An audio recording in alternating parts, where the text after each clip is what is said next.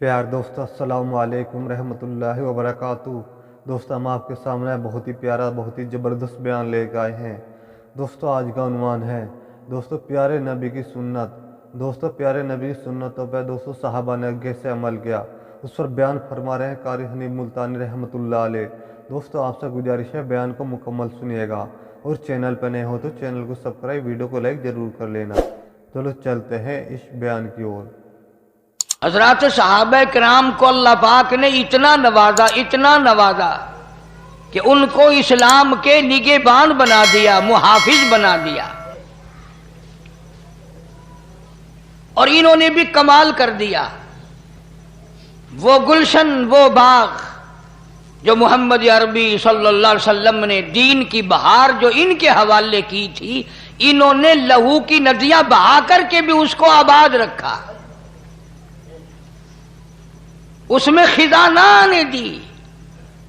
گلشن محمد صلی اللہ علیہ وسلم کی پٹ جھڑ صحابہ نے نہیں ہونے دی۔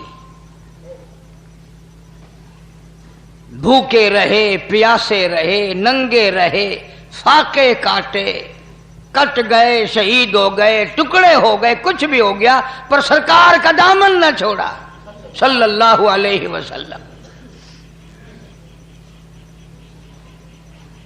یہی وجہ ہے کہ قرآن کریم ان کی جا بجا تعریف کرتا ہے۔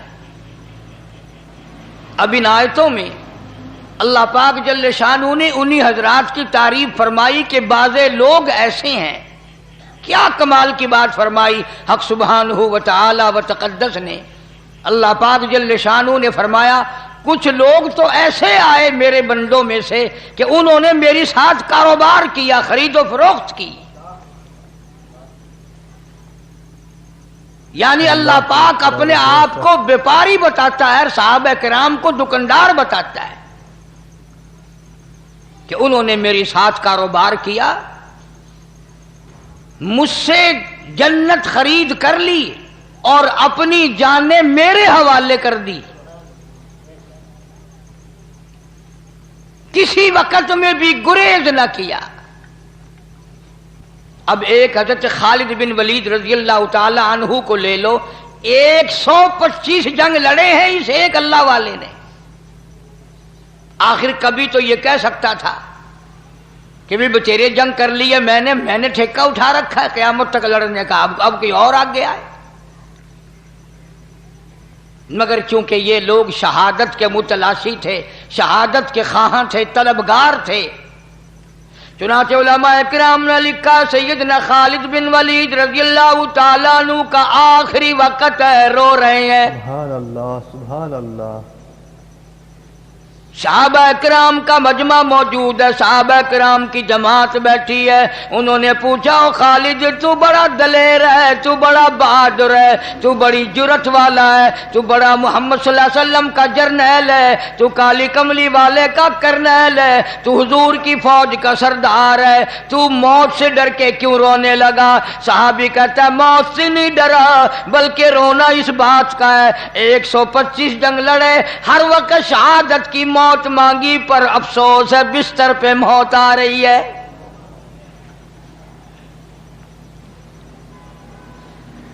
میری تمنا تھی، میری آرزو تھی، میری حسرت تھی، اللہ کی راہ میں اس مالک کے نام پر میرے ٹکڑے کر دیے جاتے، میرا قیمہ بنا دیا جاتا۔ ایک صحابی نے فرمایا خالد تیرا لقب کیا ہے جو تجھے مدنی کریم صلی اللہ تعالی علیہ وسلم نے عطا فرمایا؟ تیرا کیا لقب ہے؟ کہنے لگا حضور کریم صلی اللہ علیہ وسلم نے مجھے سیف اللہ کا لقب دیا، اللہ کی تلوار۔ سیف اللہ کا لقب، اللہ کی تلوار کا لقب دیا۔ تو صحابی نے حضرت خالد کو پھر سمجھایا رضی اللہ تعالیٰ عنہ کہ جب تجھے نبی نے سیف اللہ کا لقب دیا تو اس کا یہ اگر تو شہید ہو جائے تو اس کا مطلب یہ کہ اللہ کی تلوار ٹوٹ گئی۔ تجھے شہادت کیسے ملتی؟ تجھے تو اسی دن سوچ لینا چاہیے تھا جس دن اکالی کملی والے نے صلی اللہ علیہ وسلم تجھے سیف اللہ کا لقب دیا۔ حضرات صحابہ کرام کو حضور کریم صلی اللہ علیہ وسلم کی ہر چیز سے پیار تھا. ایک صحابی نے کافی سارا سامان باندھا, بڑی ساری گٹھڑی بنا رکھی ہے, سامان لمبا چوڑا اٹھائے چلا جا رہا ہے یا اٹھانے کا ارادہ کر رہا ہے, تو حضور صلی اللہ علیہ وسلم کی نظر پڑ گئی, نگاہ پڑ گئی. آپ نے فرمایا تو سفینہ بن گیا, یعنی تو کشتی بنا ہوا, اتنا وزن اٹھائے ہوئے. لو جی, بیچارے کا نام عبد الرحمن تھا, کوئی جانتا نہیں آج تک, ساری حدیث کی کتابوں میں اس کا نام ہی حضرت سفینہ ہو گیا رضی اللہ تعالیٰ عنہ. یعنی صحابہ کو حضور کریم صلی اللہ علیہ وسلم کی زبان کے ساتھ اتنا پیار تھا, حضور کے کلام سے, حضور کی جان سے, حضور کی ہر اداؤں سے اتنا پیار تھا کہ یوں ہی آپ نے مذاق میں جو لفظ فرما دیا, صحابہ کے نام گم ہو گئے پر وہی نام رکھا جو حضور نے ارشاد فرمایا.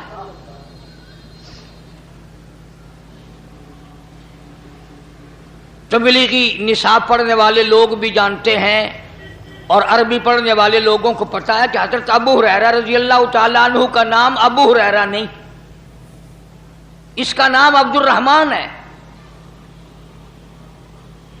بلی سے بہت پیار کرتا تھا,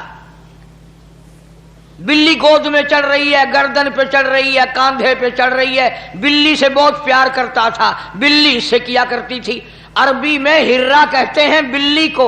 سرکار نے جب یہ بات دیکھی کہ بلی گود میں بیٹھی ہے, کندھے پہ چڑھ رہی ہے, فرمایا یا ابو ہریرہ, اور تو بلیوں کا باپ بن گیا. یعنی اولاد کی طرح بلی تجھے لپٹ رہی ہیں اور تو بھی ان کو اولاد کی طرح پیار کر رہا ہے. چلو جی, اس دن کے بعد آج تک نام ہی گم ہو گیا, ابو ہریرہ یا ابو ہریرہ رہ گیا, بلیوں کا باپ. یہ میں نے ایک مثال کے طور پر دی کہ حضرات صحابہ کرام یہ سوچتے تھے کہ جو لفظ یہاں سے نکلا بس وہی کامیابی کا ضامن ہے, اور ایک ایک سنت پہ جان دیا کرتے تھے. چنانچہ یہی وجہ ہے حضرت شیخ الہند رحمۃ اللہ علیہ نے لکھا ہے, توجہ کرنا, کام کی بات آئی. حضرت شیخ الہند رحمۃ اللہ علیہ نے لکھا ہے, بات کو سمجھنا, سنت کے مطابق پاخانے میں جانا اور سنت کے مطابق نکلنا 500 نفلوں سے افضل ہے جن میں کوئی ایک آدھ سنت چھوٹ گئی ہو. نبی کریم صلی اللہ علیہ وسلم کے طریقے کے مطابق پاخانے میں, یعنی وہ طریقہ کیا ہے, کھبا پیر رکھنا اندر, بایاں پاؤں پہلے اندر رکھنا اور نکلنے میں باہر سجا پیر دانا پاؤں نکالنا, اتنی سی بات ہے. حضرت شیخ الہند فرماتے ہیں کہ پاخانے میں سے نکلتے وقت, داخل ہوتے وقت یہ ارادہ کر کے کہ میرے نبی کی سنت یہ ہے, یہاں پہلے داخلے میں کھبا پیر رکھنا, نکلنے میں سجا پیر رکھنا 500 نفلوں سے افضل ہے جن میں کوئی سنت رہ گئی ہے. حالانکہ بات تو کچھ نہیں, مطلب اپنا حل ہوگا, پیٹ کے اندر سے غلاظت جائے گی, ہوا خارج ہوگی, پیشاب نکلے گا, طبیعت میں سکون آئے گا, چین آئے گی, صحت ہوگی, تندرستی ہوگی. کام میرا تیرا اپنا بن رہا ہے, اور پیر رکھنے میں نبی کریم صلی اللہ علیہ وسلم کی سنت کا ارادہ کرنے میں 500 نفلوں سے زیادہ ثواب بڑھ گیا.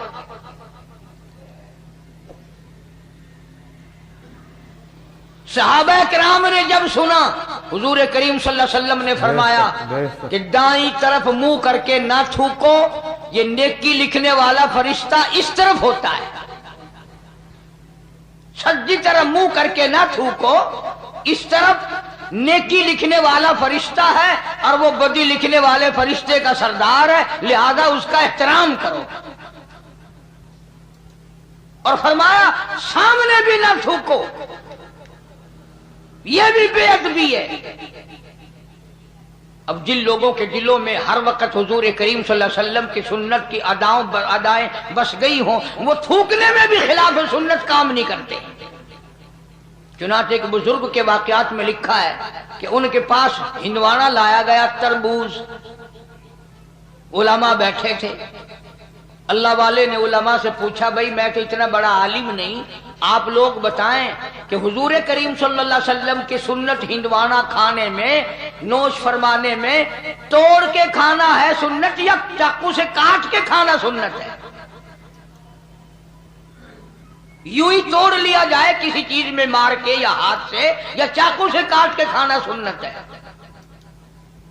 علماء کرام نے جواب دیا کہ جس بارے میں تحقیق نہیں، پتہ نہیں حضور صلی اللہ علیہ وسلم کا تربوز ہندوانا کھانے میں کیا طریقہ تھا، اللہ والے نے فرمایا اٹھا کے لے جاؤ، اگر کاٹ کے کھانا سنت ہو اور میں توڑ کے کھاؤں، اور اگر توڑ کے کھانا سنت ہو میں کاٹ کے کھاؤں، نبی کریم صلی اللہ علیہ وسلم کے طریقے کے خلاف ہندوانا کھا کر میں خدا کے یہاں نہیں جانا چاہتا۔ سبحان اللہ سبحان اللہ۔ اب یہ تو کوئی لمبی چوڑی بات نہیں، ہمارے یہاں کوئی طریقہ ہی نہیں ان چیزوں کا۔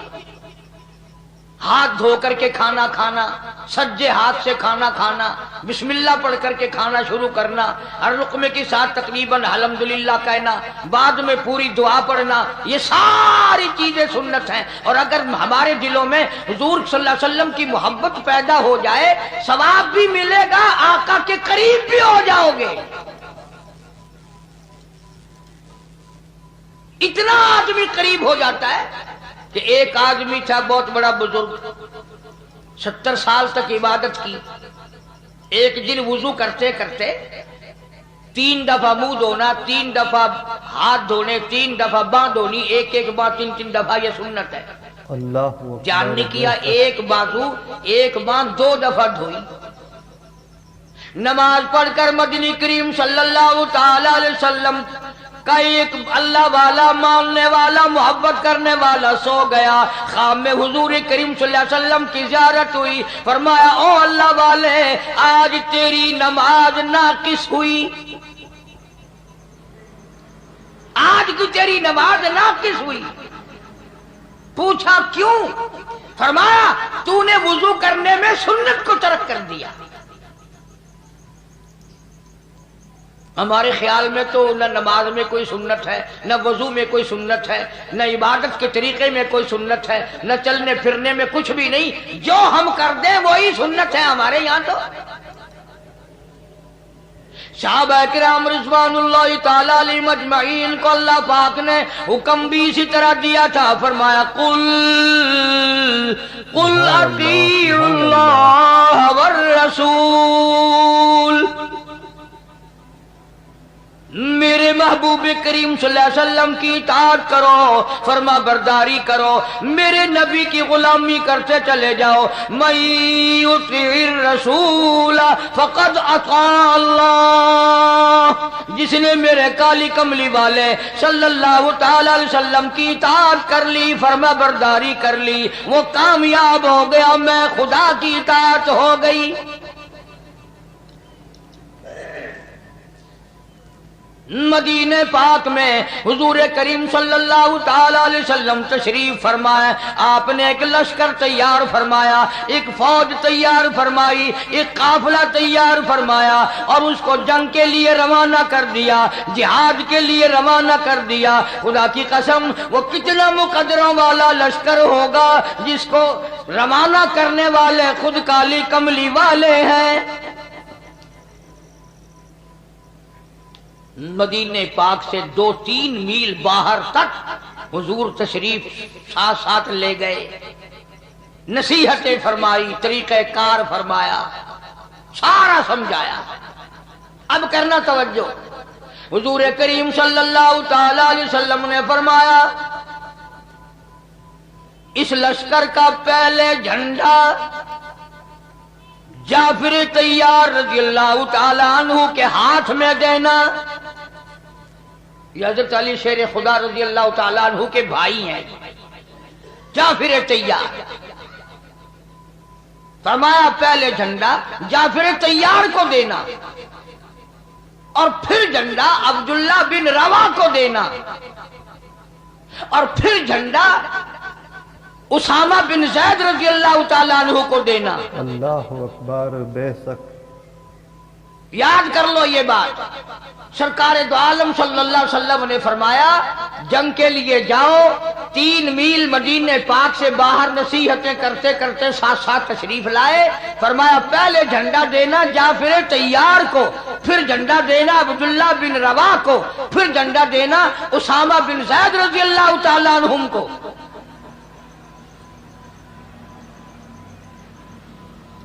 اب اندازہ یہ بھی لگاؤ کہ حضور کریم صلی اللہ علیہ وسلم کے کلام کا منشا، مطلب، غرض صحابہ سے زیادہ کون سمجھ سکتا ہے؟ صحابہ سے زیادہ حضور کے مطلب کو کون جان سکتا تھا؟ وہ شاگرد ہیں براہ راست محمد عربی صلی اللہ علیہ وسلم کے. صحابہ سمجھ گئے کہ پہلے جھنڈا جعفر طیار کو ملے گا، وہ شہید ہو جائے گا، پھر جھنڈا عبداللہ بن رواح کو ملے گا، وہ بھی شہید ہوگا اس جنگ میں، پھر جھنڈا اسامہ بن زید کو ملے گا اور وہ بچ جائے گا.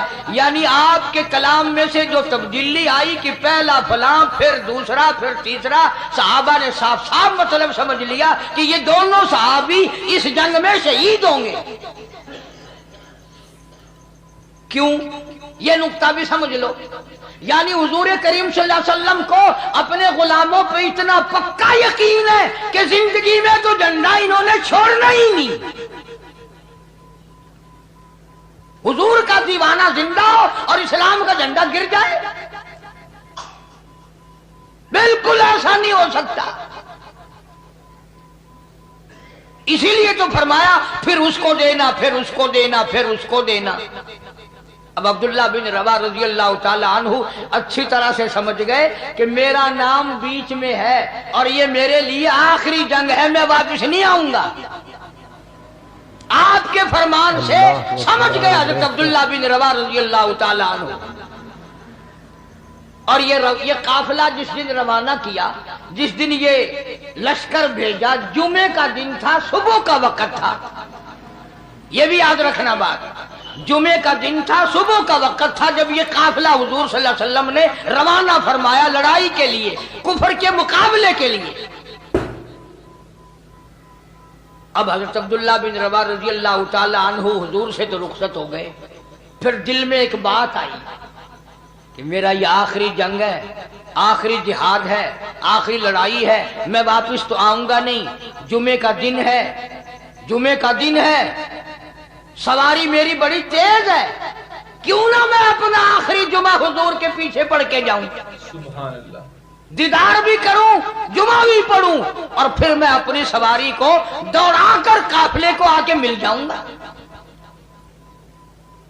اب آپ لوگ ایمانداری سے بتائیں اور سوچیں، اس میں صحابی کی بزدلی نہیں، گھبرانا نہیں، بھاگنا نہیں، لالچ نہیں، طمع نہیں، کوئی غرض نہیں، دنیا مقصد نہیں، کوئی اور دھندا نہیں.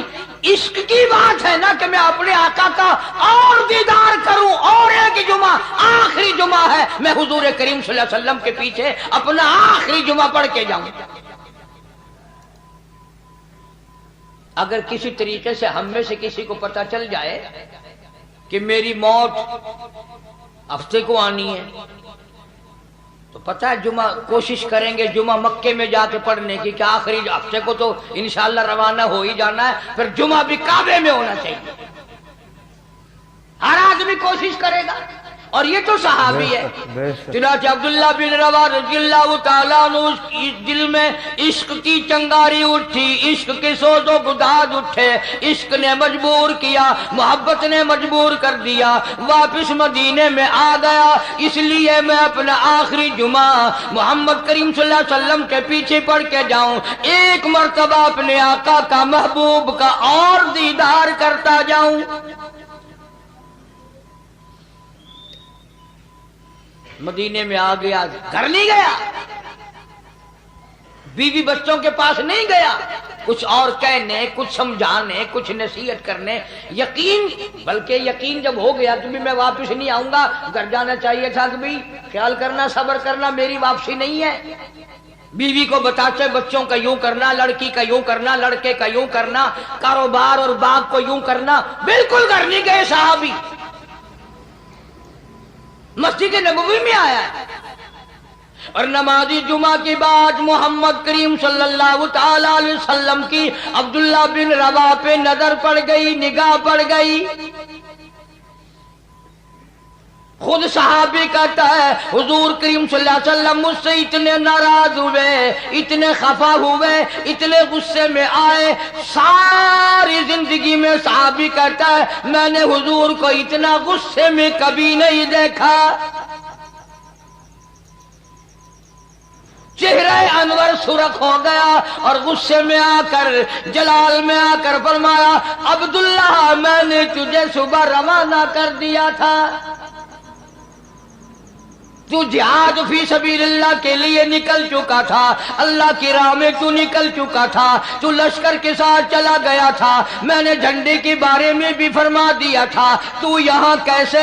کہتا ہے آقا اور غرض کوئی نہیں اور تمنا کوئی نہیں، بیوی بچوں میں نہ گیا ہوں، نہ میں نے جانا ہے، نہ کسی یار دوست سے ملنا ہے، نہ اور کوئی کام کرنا ہے۔ آخری جمعہ میں آپ کے کلام سے سمجھ گیا تھا میرا آخری جنگ ہے، سبحان اللہ، آخری جہاد ہے، میں آپ کے ارشاد سے سمجھ گیا۔ میں نے سوچا آخری جمعہ حضور کے ساتھ پڑھ کے جاؤں صلی اللہ علیہ وسلم اور دیدار کر لوں۔ میری سواری بڑی تیز ہے، میں اپنے ساتھیوں سے شام سے پہلے جا ملوں گا، شام سے پہلے میں اپنے ساتھیوں کو جا ملوں گا۔ حضور کریم صلی اللہ علیہ وسلم غصے میں تو تھے ہی، فرمایا کیا کہتے ہو؟ کہ جی میں اپنے ساتھیوں سے جا ملوں گا۔ فرمایا جب تیرے ساتھی جنت میں جائیں گے، توجہ کرنا، فرمایا جب تیرے ساتھی جنت میں جائیں گے، اتنا فرما کر خاموش ہو گئے، 5 سانس لیے، اس کے بعد فرمایا تو اپنے ساتھیوں سے 500 سال بعد میں جنت میں جا سکے گا۔ اندازہ لگاؤ، عشق میں آ کر کے واپس آ گیا، 3 میل مدینے میں ہو کیا گیا، جمعے کے لیے آ گیا، دیدار کے لیے آ گیا، مگر فرمایا مدنی کریم صلی اللہ تعالی علیہ وسلم نے حضور کے 5 سانسوں سے مراد وہی 500 سال ہے۔ اور لوگوں اندازہ لگاؤ، نبی کے حکم کے خلاف دل میں ارادہ نہیں، پروگرام نہیں، دنیا کا کوئی لالچ نہیں، دنیا کا کوئی طمع نہیں، کوئی ہرس نہیں، وہ تو 500 سال بعد میں جنت میں جائے گا، جنہیں ساری عمر جھوٹ بولتے گزر گئی، جنہوں نے ساری عمر حرام کھانے میں بسر کر دی، جو ساری عمر کفر کرتے جاتے ہیں، شرک کرتے جاتے ہیں، نبی کے دین کو مٹائے چلے جاتے ہیں، اور لوگوں ان کے بارے میں تم بتاؤ وہ جنت میں کب جائیں گے؟ یعنی اللہ پاک جل شانہ کے نزدیک بھی ہے، بے دینی کا دورہ ہے، لیکن ہم یہ سوچ کر کہ بھی بڑے گناہ ہو رہے ہیں، چلو جمعے کی پہلے 2 رکعت پڑھا کرتے تھے، آج سے 4 رکعت پڑھا کریں گے تاکہ اور ہمارے گناہ معاف ہو جائیں، تاکہ اور ہماری عبادت میں اضافہ ہو جائے، نیکیاں بڑھ جائیں، گناہ مٹ جائیں، اللہ پاک راضی ہو جائیں۔ نیت تو اچھی ہے، لیکن 2 رکعت کے بجائے 4 پڑھنے سے یہ 2 بھی نہ ہوں گی، اس لیے کہ محمد کریم صلی اللہ علیہ وسلم کے فرمان کے خلاف اور آپ کی سنت کے خلاف اور آپ کے طریقہ کار کے خلاف ہوگا۔ ہر چیز کو لے لیں آپ، مثال کے طور پر سنت ہے اور شریعت میں ثابت ہے کہ صبح صادق سے روزہ رکھو اور شام کو افطار کے وقت، غروب کے وقت یہ روزہ افطار کر دو۔ کوئی آدمی یہ کہے کہ جی میں تو ڈبل ثواب لینا چاہتا ہوں، میں تو آج روزہ رکھ کر کل شام کو کھول لوں گا، میں نے تو روزہ افطار کرنا ہی نہیں تاکہ میرے ثواب میں اضافہ ہو، تاکہ میری نیکیوں میں بڑھاوا آ جائے، میری نیکیاں بڑھ جائے۔ علماء کرام نے لکھا ہے اس کا پہلا روزہ بھی منظور نہیں، اس لیے کہ ہم ان باروں میں مختار نہیں۔ جو طریقہ، جو اصول محمد عربی صلی اللہ تعالی علیہ وسلم نے بتا دیے، فرما دیا، اس کے ایک سوت ادھر ادھر کرے گا تو مارا جائے گا۔ آج ہم بے شمار گناہ کر رہے ہیں عشق کے نام پر۔ انہوں نے کہا ڈھولک کیوں بجا رہا ہے؟ کہ حضور کی محبت میں انہوں نے کہا تبلا کیوں کھڑکا رہا ہے، سرنگی کیوں بجا رہا ہے؟ تو ہوا تجھے تبلا نظر آتا ہے؟ میں تو قوالی شریف کر رہا ہوں، حضور صلی اللہ علیہ وسلم کی تعریف کر رہا ہوں۔ لوگ عبادت سمجھتے ہیں، کون کہتا ہے یہ عبادت ہوتی تو کیا تمہیں تبلا میسر آ سکتا ہے، تمہیں سرنگی مل سکتی ہے؟ صحابہ کرام کو نہیں مل سکتی تھی، جو ایک ایک بال کے برابر بھی حضور کے طریقے کے خلاف کرنے کو تیار نہ تھے۔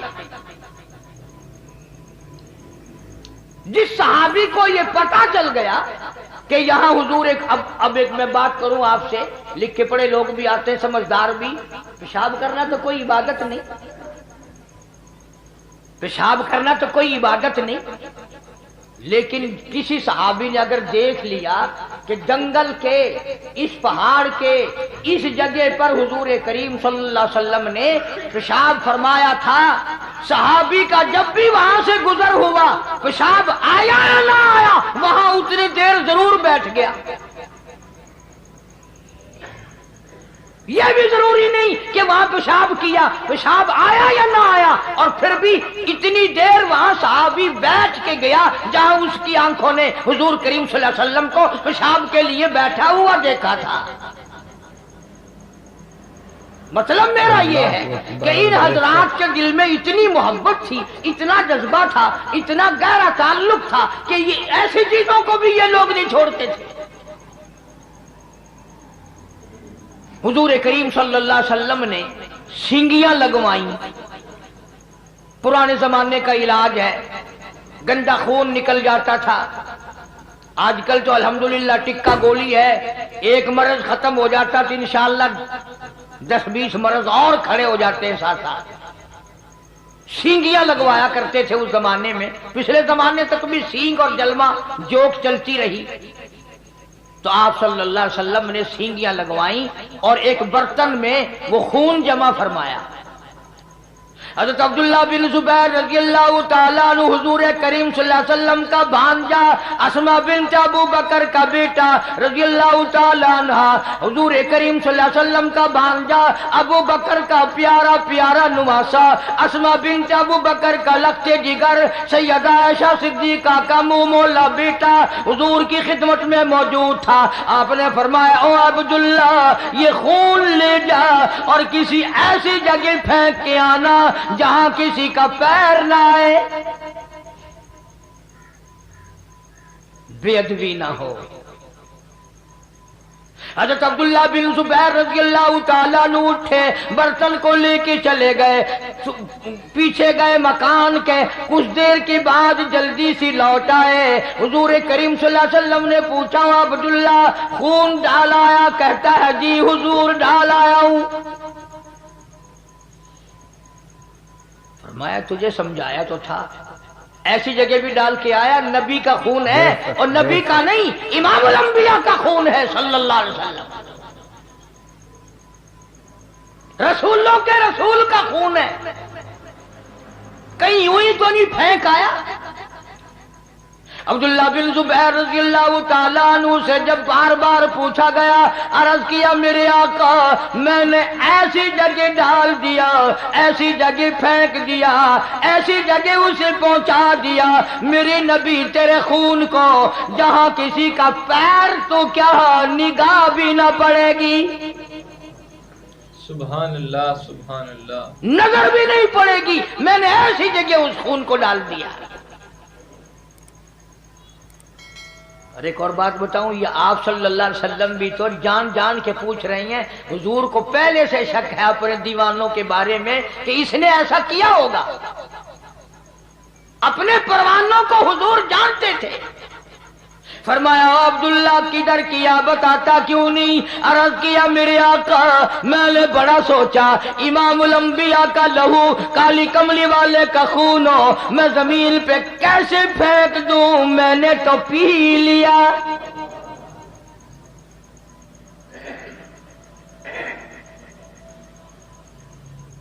میں نے تو پی لیا۔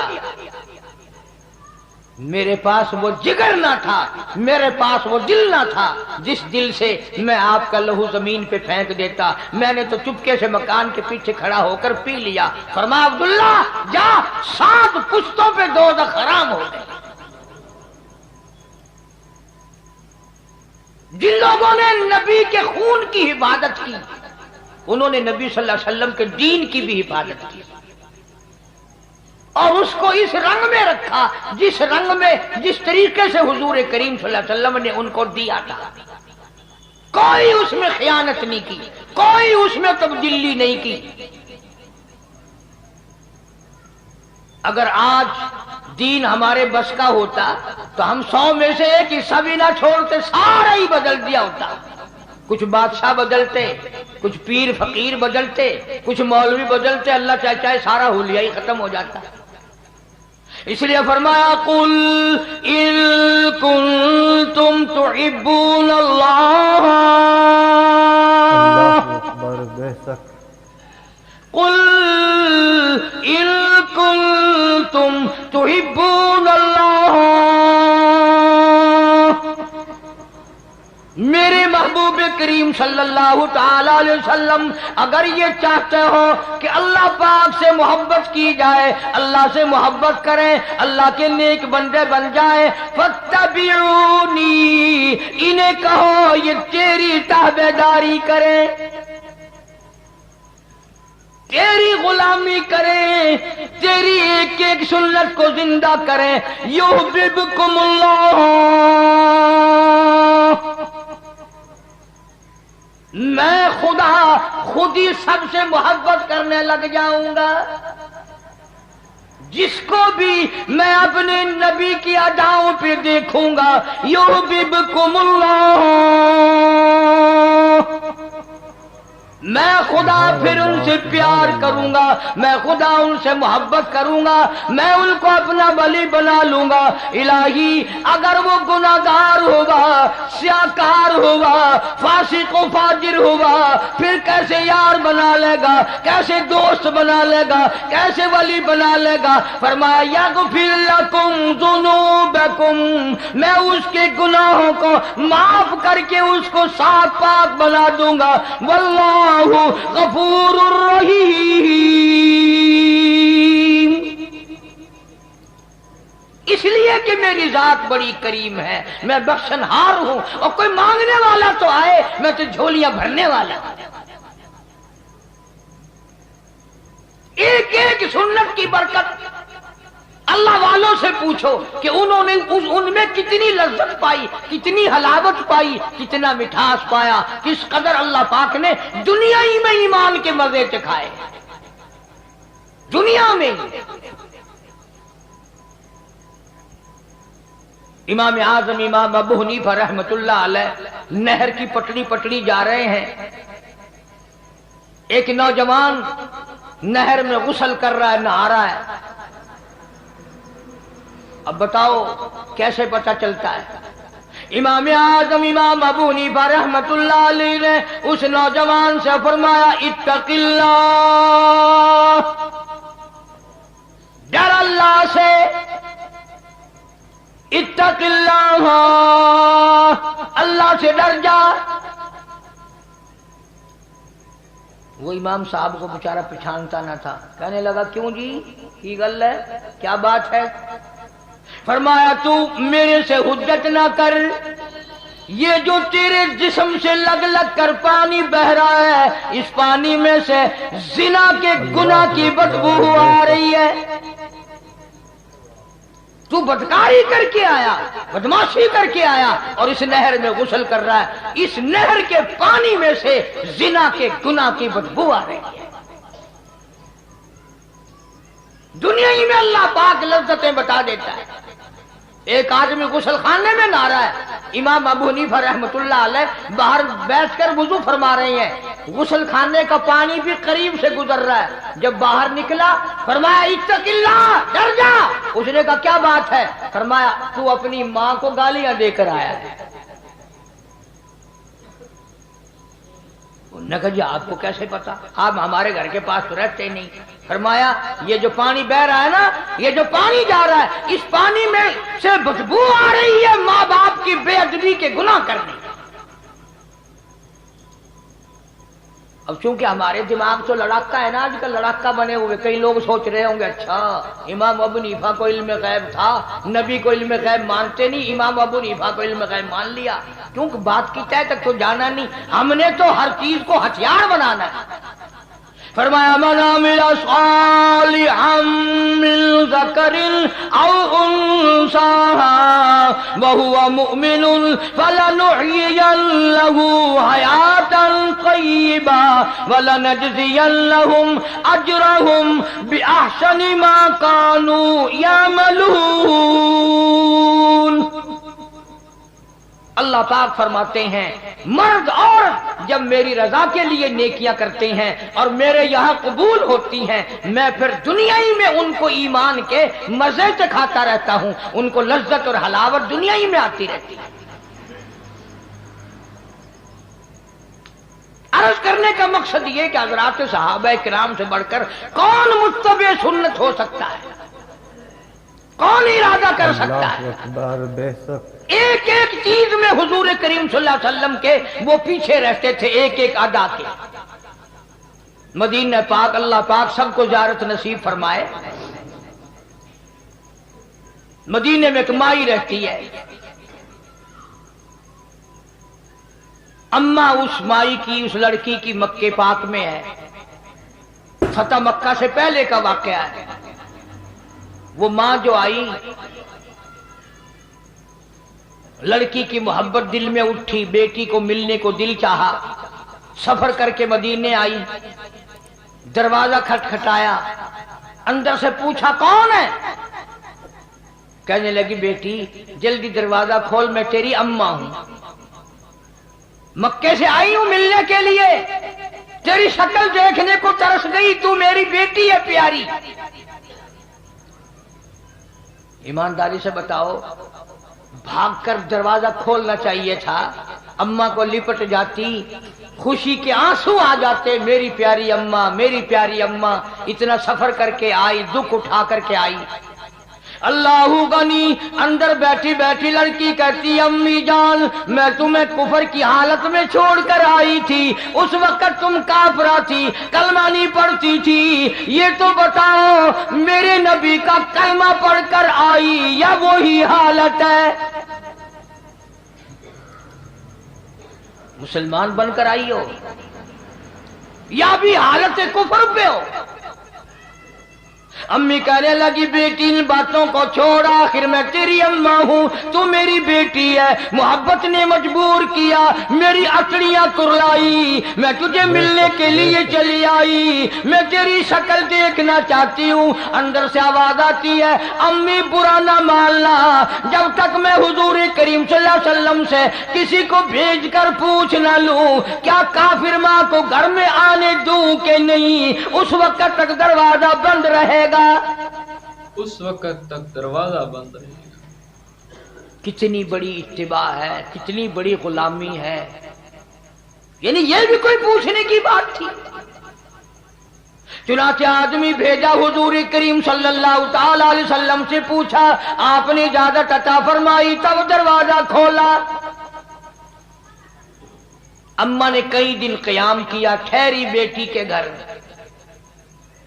مکے جانے کا ارادہ کرنے لگی تو غریب تھی ماں، بیٹی کا ذرا حال اچھا تھا، کہنے لگی میں تیری اماں ہوں، غریب ہوں، میری کچھ امداد کر، میری ساتھ کچھ سلوک کر، کوئی خدمت کر میری، میں تیری اماں ہوں، غریب ہوں۔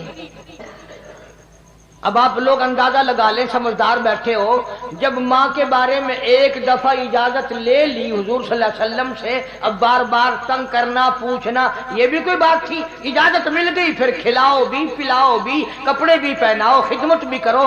پھر کہنے لگی میں یہ بات بھی حضور کریم صلی اللہ علیہ وسلم سے پوچھواتی ہوں، معلوم کراتی ہوں کہ کیا کافر اماں ہو، مکے سے آئی ہو، ملنے آئی ہو، ابھی کلمہ نہیں پڑھتی، اس کی کچھ امداد کروں تو آپ کی اجازت ہے، کر سکتی ہوں؟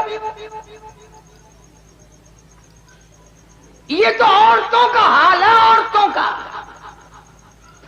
آج کل تو قرآن سے، حدیث سے، نماز سے، سارے کاموں سے عورتوں کی چھٹی ہے. کیوں؟ جنت ان پہ واجب ہو گئی ہے، جنت ان کے باپ دادا. السلام علیکم ورحمۃ اللہ وبرکاتہ. دوستو ابھی آپ نے بیان سنا. دوستو بیان آپ کو کیسا لگا ہمیں کمنٹ میں ضرور بتائیں، اور ہمارے چینل پر نہیں ہو تو چینل کو سبسکرائب، ویڈیو کو لائک ضرور کر لینا. کل پھر ملتے ہیں ایک نئی ویڈیو کے ساتھ. جب تک کے لیے السلام علیکم، خدا حافظ.